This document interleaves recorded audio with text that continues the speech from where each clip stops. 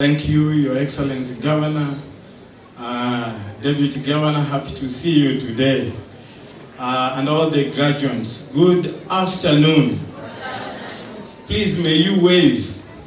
Thank you very much. I first congratulate you for doing your best and coming to the end of your course. Congratulations. And may you go out there and succeed so that you become an inspiration to so many other young and middle-aged men and women outside there who want to acquire this kind of knowledge and impact our community. So pongezi and congratulations. May God open your doors. Your Excellency, thank you also for coming up with this kind of initiative.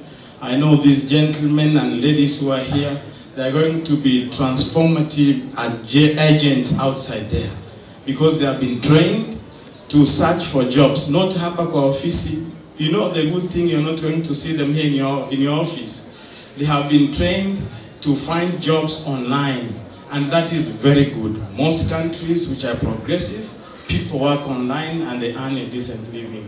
So asante sana.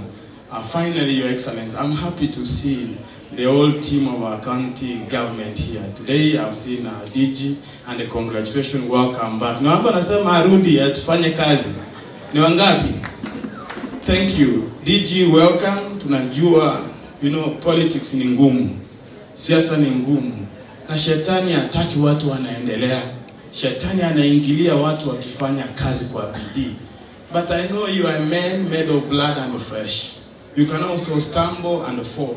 But when I've seen you here working with the governor, I'm very happy and satisfied. How I wish you continue doing that for posterity so that our county can prosper. Thank you and God bless you. Thank you, Your Excellency.